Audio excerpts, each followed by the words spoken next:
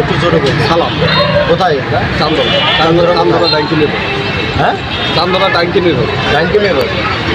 Gas কত করে বিক্রি করছে? গ্যাস বেচতেছি আমাকে 1500। সরকার রেট দিচ্ছে কোথাও? তা বলতে পারবো না, আমাকে যা রেট দেয় আমার তাই দেয়। সরকারি রেট 1306 টাকা। আপনারা দেখি 1500 টাকা বিক্রি করতে আমরা হলো কর্মচারী, আমরা যা রেট দেয় আমরা তাই দেয়।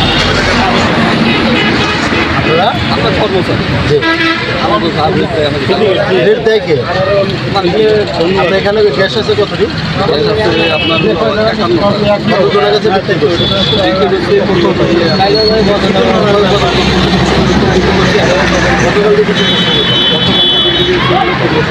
পনেরোশো টাকা।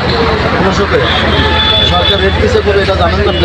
জানি যে সরকারের রেট দিচ্ছে, জানার পর 1300 টাকা জানার পর আপনার 1500 টাকা বিক্রি করছে।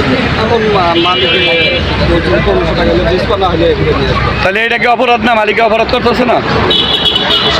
সরকারের সে মানতে হ্যাঁ, এই যে জনগণের সিন্ডিকেটের মধ্যে ফেলাইতেছে। দেখে সিন্ডিকেট করে বা পাবলিকের সাধারণ পাবলিকেও তো আপনারা ইয়ে করতেছেন না। হ্যাঁ, আপনি এখন কটা বিক্রি করছেন? আপনাকে কোনো নোটিশ দিয়েছিলেন? 11টার মেমো দিচ্ছেন? কেন মেমো দেন নাই? মেমো দেন না কেন? তাহলে আপনি কেন বিক্রি করতেছেন? চুরি করে এনে বিক্রি করতেছেন? তাহলে এই মালকার মালকা সালাম বুঝবো কেমনে আমরা? তার ইয়ার দেন, মেমোটা দেন। তার মেমো দেন। তাহলে বুঝবো কেমনে সালামের মাল? না থাকলে এই গাড়ির সিলিন্ডার যেটি আছে সবটি রেখে দিন। চুরাই তো এটা সবটি রেখে দিন। নামান দেখি, নামান বোতল নামান। বলেন, আপনারা বলেন যে মেমো ছাড়া গ্যাস বিক্রি করতেছে, এটা কি আপনাদের মতামত কি? অন্যায় অন্যায় কিনা?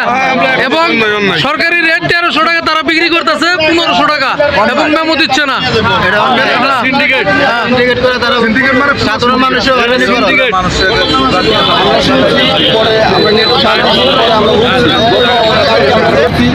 করার পর আমি বাসা ভাই আমরা দোকানদার কেন বেশি দাম দিয়ে নিতেছেন? পরে বলতেছে আমাদেরকে ডিলার না, উনি আপনি যদি না নেন উনি কি বুঝতে পারবে না? বুঝতে পারবে। তাহলে আপনি কেন বেশি দাম দিয়ে নিতেছেন? এখন বিষয়গুলো হয়েছে এমন পরিস্থিতি, এখন আমাদের গ্যাস লাগে ইমার্জেন্সি, মানে আশেপাশে যে দোকানগুলো দেখা যায় 2-1টা দোকানে আমাদের ধরা গ্যাস, মানে 2-1টা মাসে নেয়।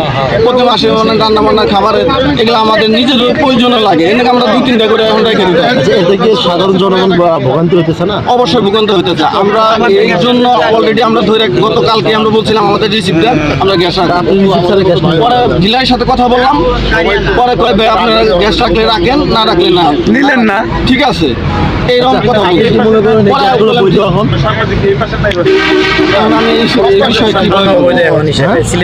ঠিক আছে, মেমো যত নাই তাহলে কি রে? এই গ্যাসের যেহেতু মেমো নাই, গ্যাসের বোতলের কোন গোডাউনের সেটা কোনো মেমো নাই, এটা কি গ্যাস কি বৈধ না অবৈধ? অবৈধ।